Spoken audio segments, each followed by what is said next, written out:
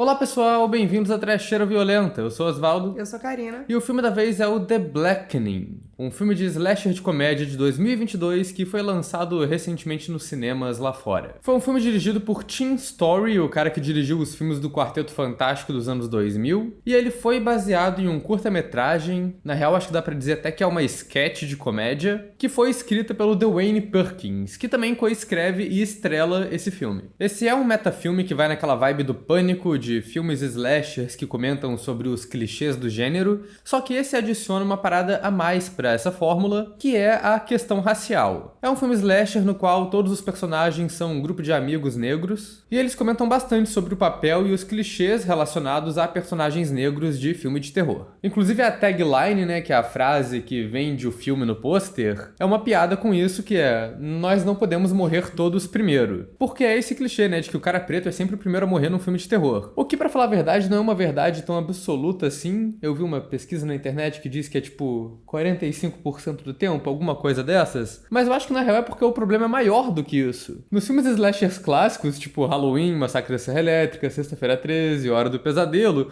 o cara negro não é o primeiro a morrer. Porque ele não existe. Porque ele não tá, porque não tem personagem negro nesses filmes. Mas conforme os filmes slasher foram ficando mais inclusivos, começaram a ter mais personagens negros, latinos, de outras etnias, mas a parada é que geralmente slasher, filme de terror, morre todo mundo, sobra só os protagonistas, e raramente essas pessoas eram os protagonistas. Então eles nunca sobreviviam no final. Então o clichê mais exato aqui na real não é que o cara negro morre primeiro, mas sim que o cara negro sempre morre. E o filme na real aborda essas duas questões, faz piada com um pouco de cada uma dessas coisas aqui, então ele é bem autoconsciente. A ideia no geral aqui é bem boa, mas ele é um filme que se vende como um terror comédia. Só que quando a gente vai ver, ele é muito mais pro lado da comédia do que pro lado do terror. Ele tem um slasher ali, mas é bem fraquinho. E a parte da comédia funciona no geral, tem ali seus erros e acertos, mas é um filme bem divertido de assistir. Antes de falar mais dele, vou pedir pra vocês se inscreverem no canal se vocês não forem inscritos ainda. Comentem aí embaixo se vocês assistiram The Blackening, o que vocês acharam desse filme.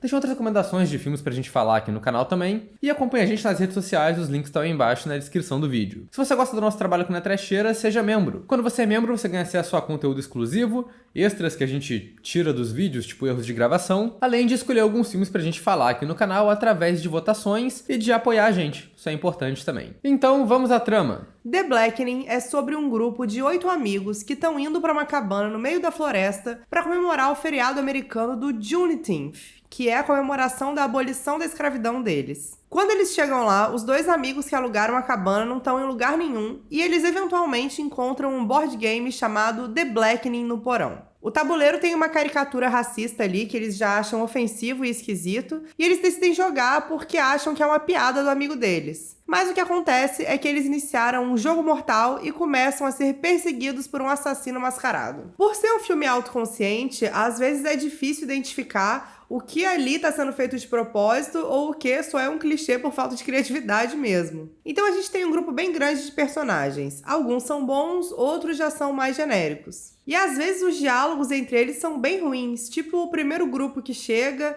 e eles já começam falando aquelas coisas bem clichês, tipo: ah, feriado na cabana, vamos festejar, quem trouxe as drogas? E é tão canastrão, meio forçado, que parece ser tosco de propósito mesmo. O problema pra mim é que, igual um slasher comum, os personagens secundários são muito mais interessantes que os protagonistas. Porque o drama principal aqui é que tem a protagonista, a Final Girl, e tem o melhor amigo gay dela, que é interpretado pelo roteirista do filme. Ele fica bolado porque ela voltou com o ex-namorado dela, que é babaca. O problema dessa trama é que a protagonista é a personagem mais sem graça, que não faz nada no filme todo, e o amigo gay fica parecendo só meio mala ali, que ele fica sendo passivo-agressivo com todo mundo o filme todo, e no final tá todo mundo numa situação de vida ou morte e os dois estão lá discutindo, tendo DR. No meio do filme slasher, que é uma coisa muito estúpida, nível os jovens lá do Morte, Morte, Morte. E, ironicamente, o ex-babaca acaba sendo o mais sensato dos três, porque toda vez que começa a acontecer isso, ele fala alguma coisa do tipo: gente, esse é o melhor horário pra gente começar a discutir, tem um maluco tentando matar a gente. E isso acaba gerando um dos melhores momentos de comédia da trama. Mas os personagens secundários são bem melhores e são eles que protagonizam as cenas mais icônicas do filme. Tem a garota que fica o filme todo chapada de remédio sem querer, o que eu particularmente acho bem engraçado, mas às vezes ele passa um pouquinho ali e vira constrangedor. Tem a amiga que é interpretada pela comediante X-Mail, que é uma das mais exaltadas ali, que mais tem personalidade, e que, se a gente for parar pra pensar, não faz muita coisa no filme, mas ela é engraçada, ela é divertida,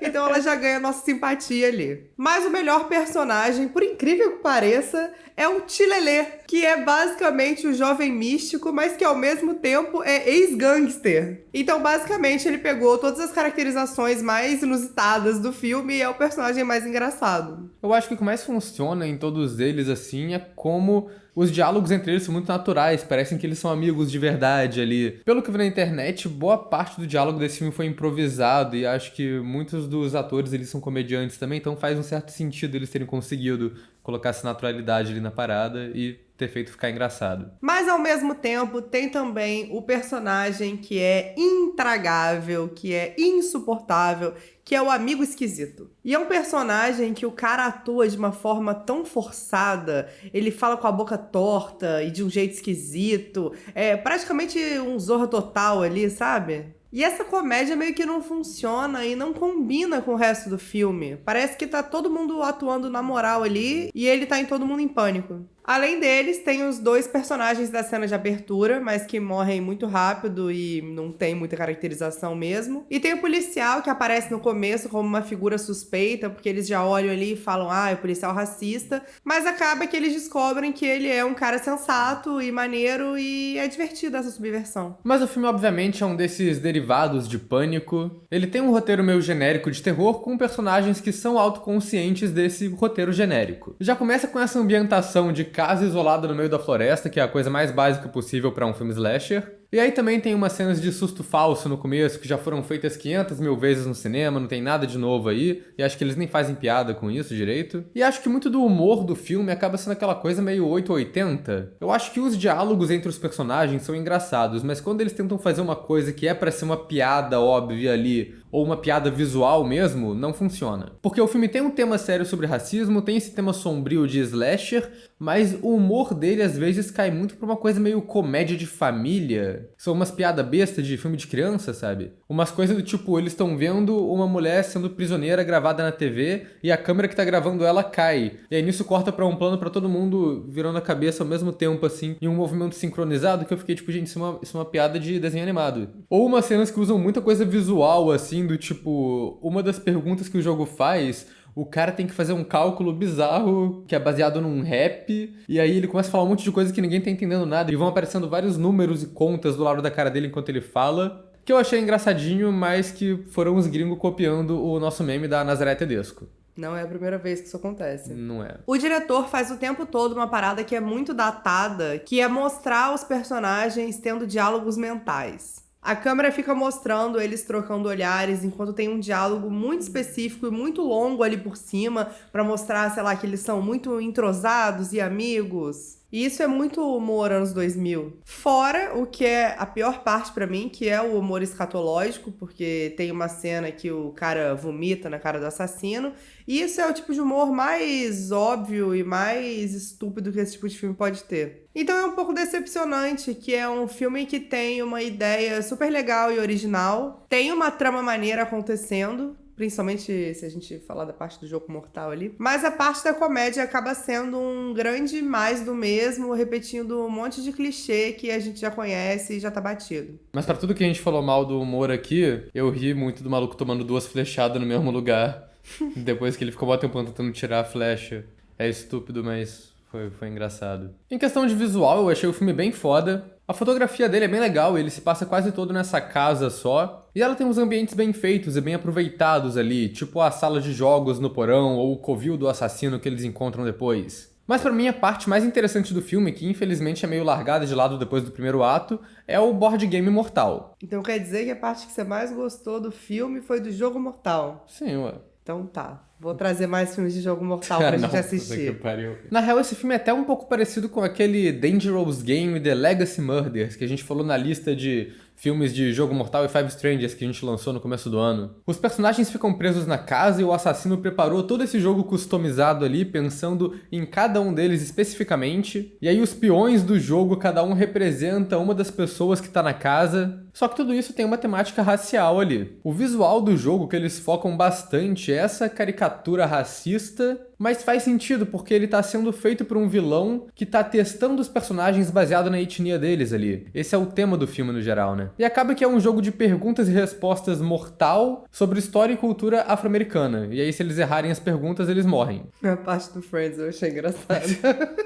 Ele pede pra galera responder, sei lá, 5 atores negros que estavam em Friends. E aí, surpreendentemente, cada um vai lembrando de um e eles conseguem lembrar, mas a resposta certa era: eu não sei, eu não me importo com este show de merda. E o mais engraçado dessa cena pra mim é a reação do ex-namorado, que todo mundo tá falando, não, nunca vi Friends, mas eu sei que não sei quem tava lá. E ele só fica, então quer dizer que todo mundo assistiu esse negócio, né? Então eu achei essa parte toda bem legal, mas o filme acaba com ela muito rápido. E eu acho que muita coisa dela nem foi muito aproveitado, assim, tipo... Eles falam que as pecinhas foram feitas pra cada um, mas nem mostra direito elas, tipo, não tem destaque pra isso. E aí quando a primeira pessoa acerta a primeira pergunta, ela avança só o peão dela e todo mundo fala, pô, avança de todo mundo aí que a gente acertou. Aí ela avança de todo mundo depois. E eu pensei, cara, eles deram foco demais pra isso. Vai ser uma coisa do tipo, eles vão estar andando todo mundo junto, mas na verdade não era pra ser, era pra contar só a pessoa que respondeu no final das contas. Mas não. Nada disso é relevante. Tudo isso acaba fazendo sentido quando a gente descobre que o objetivo do vilão, na verdade, é usar esses jogos pra medir a negritude dessas pessoas. E aí, eventualmente, na cena que é do curta que originou o filme, o assassino fala que todo mundo pode sobreviver se eles sacrificarem o mais negro do grupo pra morrer. E aí o filme acaba tocando nesses temas ali de identidade e os personagens começam a discutir entre si e ficar cagando regra de como ou o que vai definir qual deles é o mais negro ou não. E acaba que um vai quebrando o argumento do outro e todas essas discussões não levam a nada, até porque essa é uma das mensagens no filme, né? Que afinal de contas ali não existe o mais negro, todo mundo tá no mesmo barco. Ao mesmo tempo, o filme também tem essa proposta de comentar sobre filmes slasher, né? O que ele faz em alguns momentos espertinhos. No começo do filme, a personagem entra na cabana e ela tira uma foto da família branca ali, coloca a foto do grupo deles. É um jeito deles falarem ali, olha, agora é a nossa vez de ter um filme desses pra gente. E no começo do filme, eles ainda têm alguns diálogos fazendo referências a outros filmes de terror famosos com protagonistas negros, tipo Blade ou Criaturas Atrás das Paredes. E ainda mencionam a cena inicial do Pânico 2, com o Omar Epps e a Jada Pinkett, que acho que foi uma das primeiras cenas, um dos primeiros filmes a levantar essa bandeira de que o personagem negro sempre morre. O curioso é que logo depois disso, o jogo fala pra eles, vocês têm que me falar um filme de terror onde o personagem negro sobrevive, senão vou matar vocês. E os personagens não conseguem falar. O que eu acho que funcionaria, num geral ali, como uma crítica, mas porra, eles quiseram meter isso logo depois do cara fazer uma referência do Criaturas Atrás das Paredes. Tem nem 2 minutos de filme que ele falou isso. Então, tipo, o próprio filme já tinha dado essa resposta pra gente. Mas enfim, a gente vai falar um pouco mais sobre essa parte slasher agora. Então, pra falar do assassino, dos motivos dele e das mortes também no filme, vamos entrar na Spoiler Zone. You've just crossed over into the spoiler zone. O principal spoiler que a gente pode dar aqui é que esse é mais um filme slasher que ninguém morre. Quer dizer, não é ninguém, mas é quase ninguém. O que é meio bizarro, porque você tem 7 personagens correndo de um lado pro outro, alguns ficam até meio inúteis numa boa parte da trama, mas todo mundo sobrevive no final. O que na real é mais um ponto que torna esse filme muito mais comédia do que terror. O que é ok pra proposta dele, porque acho que se não fosse assim seria um pouco anticondizente com o que o filme quer passar. Mas o problema é que ele foi vendido como um terror, né? Então você meio que vai esperando um slasher satírico. É tipo um Pânico 6, assim, que ninguém relevante morre, virou filme de amizade, é isso. E o assassino tem um visual distinto, ele usa uma máscara preta ali que representa um blackface, porque ela é bem justinha e tem um sorriso e uns olhos pintados. E ele tem uma arma bem específica, que é uma besta. Mas, infelizmente, em questão de morte mesmo, não tem.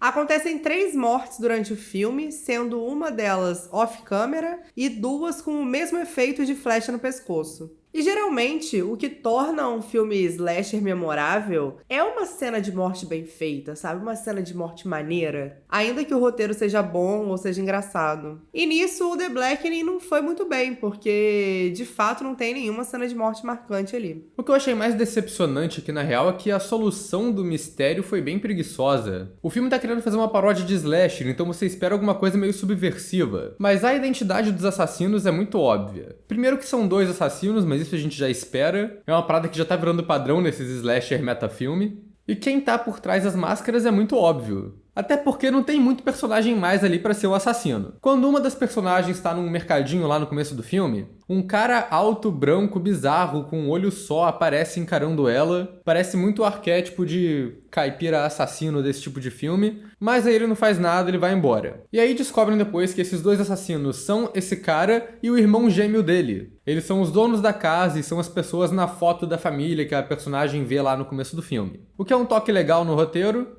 mas não é uma revelação muito criativa, porque são uns personagens tipo um figurante que você viu uma vez no começo do filme e foda-se, você não se importa com ele. Mas eles não são o vilão final da trama. Tem uma revelação de que um do grupo é o assassino. Ele, na verdade, contratou os assassinos, né? Isso é uma parada legal que fica implícita ali, que esses dois caras, eles aceitaram esse trampo porque eles são racistas também. Só falaram, vou matar essa galera. Só que essa revelação de quem é o assassino entre eles também é muito óbvia porque é o cara esquisito, com a atuação exagerada, que entrou de penetra no rolê. Ele era a pessoa mais suspeita desde o começo do filme, então quando mostra que ele era o assassino, é sem graça, você só falar, tá, é esse cara. A motivação dele até que é legal porque ela combina com o resto do filme. O que aconteceu foi que numa festa há um tempo atrás, esse mesmo grupo de amigos ficou zoando esse cara, questionando a negritude dele porque ele não sabia jogar Spades, que é um jogo de carta bem relacionado à cultura afro-americana nos Estados Unidos. E aí o personagem acabou tendo uma crise ali de identidade, ficou muito bêbado, atropelou uma mulher, foi preso e arruinou a vida dele a partir desse acontecimento. Então esse jogo todo foi o jeito que ele encontrou de se vingar dessas pessoas de um jeito poético, já que na cabeça dele, toda essa merda na vida dele começou porque os amigos falaram que ele não era preto de verdade. Então ele resolveu testar se os amigos eram mesmo ou algo do tipo. E aí ele se infiltra no grupo pra testar também se ele vai ser renegado de novo. O que acontece? Porque na hora que alguém tem que ser escolhido pra ser sacrificado ali como o mais preto do grupo, a galera escolhe ele. Só que é óbvio que ele foi escolhido porque ele é chato, cara.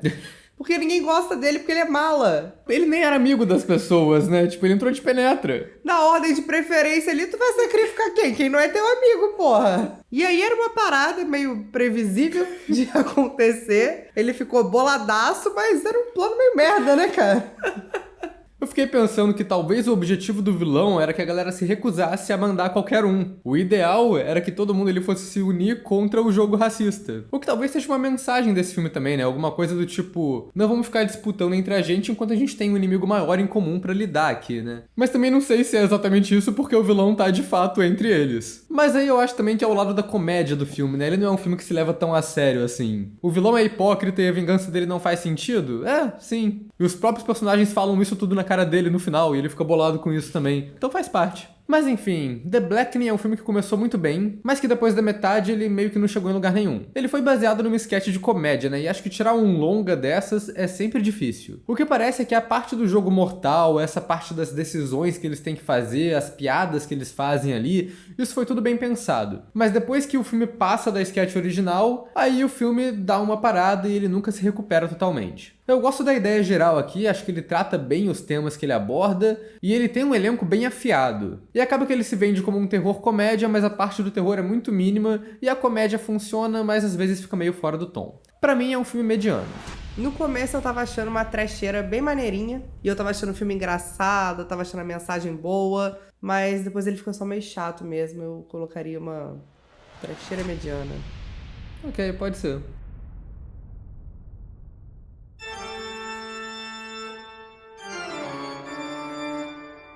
Ele, na real, é um ator que ele... Acho que ele ficou mais famoso hoje porque ele faz o sobrinho do Ed Murphy no novo Príncipe de Nova York. Eu não vi. Eu também não, mas eu vi que ele fez, né? Eu não vi nem o Príncipe de Nova York original. Eu também não. Então é isso, acabou essa conversa. Não sei.